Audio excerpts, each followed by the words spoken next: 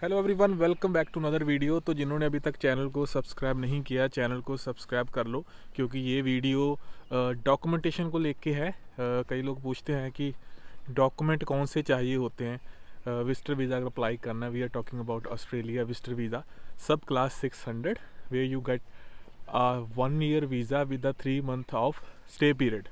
तो 3 महीने की स्टे मिलती है और 1 साल का वीज़ा होता है। नॉर्मली आजकल जो पेरेंट्स वगैरह होते हैं या कई बार जो ट्रैवल लोग हैं उनको 3 साल तक का भी मल्टीपल वीज़ा मिलता है, जिसमें अप टू 12 मंथ तक वो स्टे को एक्सटेंड कर सकते हैं। मतलब मेडिकल होगा बाद में यहाँ आके, अगर वो एक्सटेंड करना चाहते तो यहाँ आके उनकी जो एक्सटेंशन है वो हो सकती है। अब डॉक्यूमेंटेशन की अगर बात करें तो डॉक्यूमेंटेशन इसमें कोई ज़्यादा हार्ड एंड टफ मैं नहीं कहूँगा कि कोई बहुत डिफ़िकल्ट डॉक्यूमेंटेशन होती है। हर कंट्री की डॉक्यूमेंटेशन सेम ही होती है। तो यहाँ की अगर मैं बता दूँ आपको, स्टार्टिंग फ्रॉम, अगर आप इनविटेशन पे हो, मतलब आपको कोई स्पॉन्सर कर रहा है, तो ऑस्ट्रेलिया से डॉक्यूमेंटेशन थोड़ी सी और आएगी।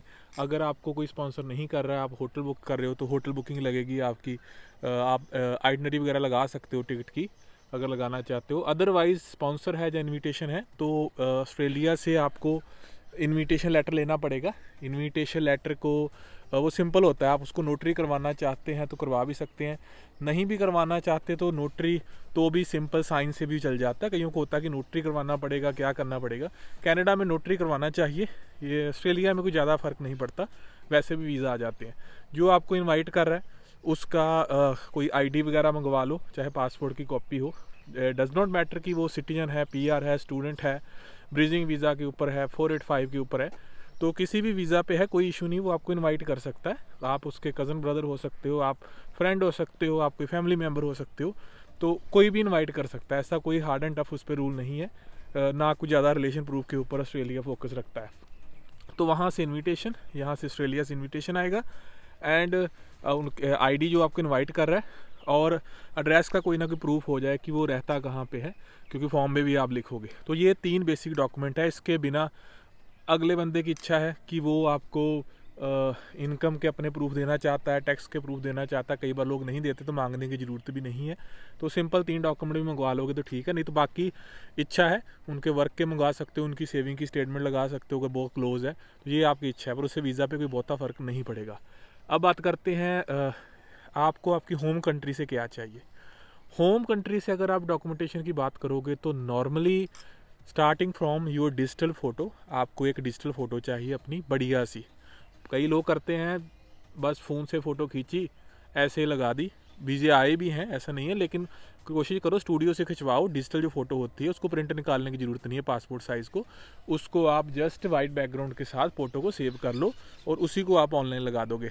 फिर आपके आईडी प्रूफ हो गए, आधार कार्ड, अगर इंडिया एप्लीकेंट है आधार कार्ड हो सकता है, या कोई भी नेशनल आपका आईडी कार्ड हो गया। अपने पासपोर्ट को क्लियर स्कैन करो प्रॉपर वे में, मेन इन्फॉर्मेशन वाले पेज, और अगर कोई स्टैंप वगैरह लगी है, मतलब ट्रैवल हिस्ट्री है तो ट्रैवल हिस्ट्री वाले पेज स्कैन कर लो। सारे पेज करने की ज़रूरत नहीं है। अगर कोई ट्रैवल हिस्ट्री नहीं है तो 2-4 ब्लैंक पेज भी साथ में स्कैन करके रख लो। ये है मैंडेटरी डॉक्यूमेंट में, मतलब आपकी डिजिटल फ़ोटो, आपका आईडी, आपका पासपोर्ट, और जिनकी ट्रैवल हिस्ट्री उनकी ट्रैवल हिस्ट्री, नहीं तो जिनकी नहीं है वो वहाँ पे खाली पासपोर्ट लगा दें। फिर फ्रेंड एंड इनविटेशन जो जिन्होंने किया होगा, फ्रेंड एंड फैमिली की डिटेल आ जाएगी, आपके फैमिली के आईडी प्रूफ लगा दोगे। फैमिली के भी आईडी प्रूफ सारे रख लो अपने पास, आपके भाई बहन होंगे, आपके मदर फादर, आपके बच्चे, आपकी वाइफ हो सकती है, किसी का हस्बैंड हो सकता है, तो मतलब सारी फैमिली की ये चीज़ें इंप्लीमेंट होगी। जो जो फैमिली मेम्बर नहीं जा रहे उनके भी रखो, क्योंकि होम कंट्री में जब टाइज लिखनी है तो वहाँ पर आप उनकी आईडी लगा सकते हो। फिर होते हैं आपके मेन इनकम के प्रूफ, जिसके ऊपर वीज़ा होता है। तो इनकम के प्रूफ में ITR हो, अच्छी बात है, वो होनी चाहिए, तो बहुत बढ़िया, चाहे आप फार्मर क्यों ना हो। सैलरी वाले बंदे हो तो सैलरी अकाउंट में आ रही हो तो बहुत अच्छा है। फॉर्म 16 किसी का हो सकता है, किसी के पास ITR है, किसी के पास इनकम सर्टिफिकेट बना लेते हैं लोग। तो मतलब इनकम के प्रूफ, आपका जॉब ID हो गया, आपका अगर ज्वाइनिंग लेटर है, आपके पास NOC मिल सकती है। जितने भी डॉक्यूमेंट आपकी जॉब जो प्रूव करते हैं, चाहे वो 2 हैं, 4 हैं, 6 हैं, 8 हैं, 10 हैं, वो सारे डॉक्यूमेंट जो है वो आप साथ में स्कैन कर सकते हो, उसका कोई नुकसान नहीं है। कम से कम 2-4 जॉब के डॉक्यूमेंट तो होने ज़रूरी है। फिर सेविंग स्टेटमेंट आपकी होगी जिसमें बैलेंस पड़ा है, जिसमें आपको मेन इनकम आ रही है, उसके प्रूफ ज़रूर लगाओ। अब जो होते हैं बिजनेस वाले, बिजनेस का तो आपको पता ही है कि किसी का जीएसटी होता, किसी का नहीं होता।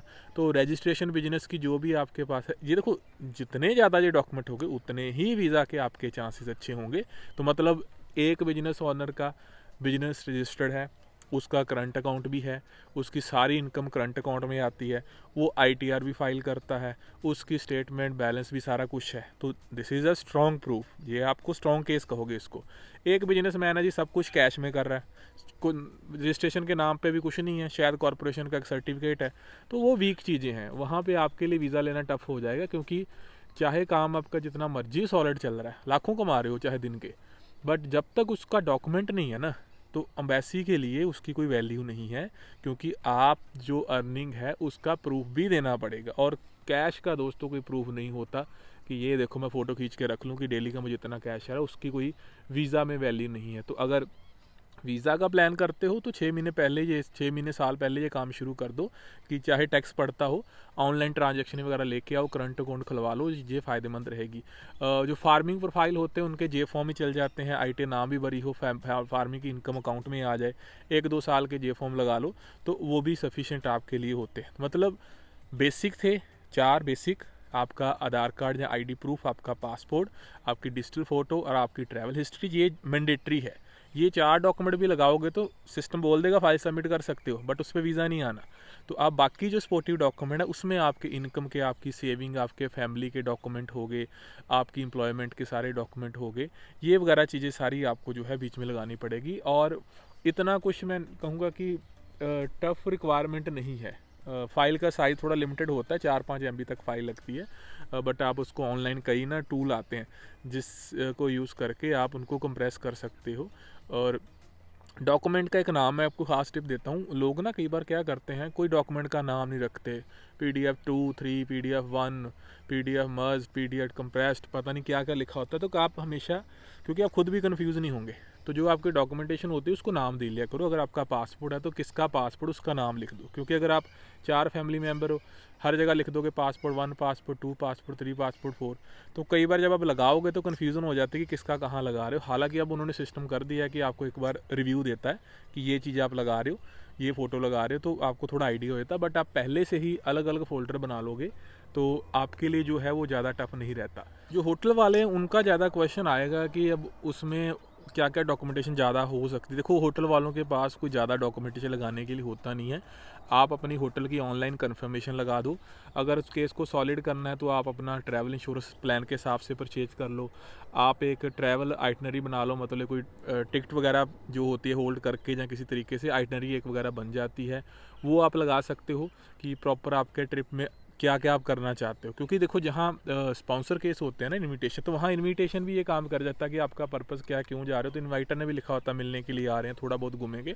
बट होटल वालों के लिए थोड़ा सा एक्सप्लेन कर दोगे तो और अच्छा है। बट मुद्दा यही है, मैं बार बार हमेशा कहता हूँ कि मेन जो वीज़ा है ना, वो आपके इनकम के डॉक्यूमेंट के ऊपर आना है, ना तो वो मैच की टिकट के ऊपर आना है, ना वो आपके स्पॉन्सर के डॉक्यूमेंट के ऊपर आना है। क्योंकि उनका रोल है 20-30%, पेरेंट्स में रोल ज़्यादा है। स्पॉन्सर चाहे सारा बोल दे मैं खर्चा उठा रहा हूँ तो पेरेंट्स का आ जाएगा, लेकिन बाकी एप्लीकेंट में उनका इनकम सोर्स जो है ज़रूरी है। क्योंकि कईयों को यही लगता है, बंदा इसी चक्कर में लगा रहता है जी, सिटीजन स्पॉन्सर ढूंढते हैं, PR स्पॉन्सर ढूंढते हैं तो उससे वीज़ा आ जाएगा। जबकि ये नहीं सोचता बंदा कि भाई मेरे डॉक्यूमेंट में कमी क्या है जिसकी वजह से रिफ्यूज़ भी हो सकता है। तो फिर बाद में शॉकिंग न्यूज़ आती है कि सिटीजन स्पॉन्सर था, स्पॉन्सर के ITR अच्छी थी, स्पॉन्सर के अकाउंट में भी 50,000 $1 लाख पड़ा था। तो भाई स्पॉन्सर के पैसे के लिए थोड़ी आप इंडिया वापस आओगे, वो तो उसका है। तो यहाँ पे ये नहीं है कि वो कोई $1 लाख रख के बैठा है तो वैसे खुश होकर आपको वीज़ा दे देगी। ये आपकी मैं कहूँगा कि समझने की जो नज़रिया है ये आपका ठीक नहीं है। अगर आप वीज़ा लेना चाहते हो, आपको हमेशा अपने प्रोफाइल के ऊपर, अदर देन कि आप अच्छे प्रोफाइल का होटल पे भी वीज़ा आता है, लेकिन जो प्रोफाइल डॉक्यूमेंटेशन ही नहीं है, वो जितना मर्जी स्पॉन्सर ढूंढ ले उसका वीज़ा उस पर नहीं आ सकता। तो इसलिए रेदर देन कि स्पॉन्सर के ऊपर ज़्यादा फोकस रखो कि हम सोचते हैं कि 70-80% शायद स्पॉन्सर के डॉक्यूमेंट के ऊपर वीज़ा है जितनी स्ट्रॉन्ग होगी, कुछ नहीं ऐसा होता। वो 20-30% उनका रोल होता है। मेन वीज़ा जो है ना 60-70% वो सिर्फ आपके अपने प्रोफाइल के ऊपर है, जिसको काफ़ी लोग आप में से नहीं समझना चाहते, क्योंकि आप उस चीज़ के ऊपर फोकस रहते हैं कि सामने वाले बंदे के स्ट्रॉन्ग डॉक्यूमेंट होंगे तो उस पर वीज़ा आ जाएगा। अपने स्ट्रॉन्ग डॉक्यूमेंट पे ध्यान दो, अपने इनकम के डॉक्यूमेंट ऑन रिकॉर्ड लाओ। अगर अभी अच्छे डॉक्यूमेंट नहीं है तो 6 महीने वेट कर लो, 3 से 6 महीने की सैलरी अकाउंट में डाल लो, सैलरी स्लिप्स वगैरह ले लो, इनकम के प्रूफ, क्योंकि ये प्रोफाइल वाइज वेरी करते हैं। तो जैसा प्रोफाइल है उसके हिसाब से आपको थोड़ी सी समझ तो खुद भी रखनी पड़ेगी कि मेरे इनकम के प्रूफ क्या हो सकते हैं। तो हर फील्ड वाइज चीज़ें वेरी करती है। कई बार क्या होता है, कईयों की ना कुछ लोकल शॉप वगैरह होती है तो वो उद्योग आधार करके एक डॉक्यूमेंट आता है, उद्यम कह देते हैं शायद उसको। अब वो बना लिया करो, कम से कम ITR जरूर फाइल करो, और हो सके तो गूगल पे वगैरह, पेटीएम वगैरह जो आजकल ऐप आती है उससे अपनी इनकम लेनी शुरू करो, चाहे आप कुछ भी करते हो। तो मैक्सिमम अगर 3-4 महीने वो इनकम आपके अकाउंट में आएगी तो फिर 3 महीने की स्टेटमेंट लगा के आपके जो वीज़ा के चांसेस हैं वो थोड़े से अच्छे हो सकते हैं। सो ऐसी चीज़ों का जो ध्यान है वो आप ज़रूर रख सकते हो। और अगर जो वीडियो अच्छी लगी है तो आप इस चैनल को सब्सक्राइब कर लो, क्योंकि आने वाले टाइम में भी काफ़ी वीडियो जिसके रिगार्डिंग है, जहाँ वीज़ा रिगार्डिंग जो है बैक टू बैक यहाँ पे आती रहती है। नेक्स्ट वीडियो के लिए चैनल को सब्सक्राइब कर लें। मिलते हैं अगली वीडियो में। Till then bye.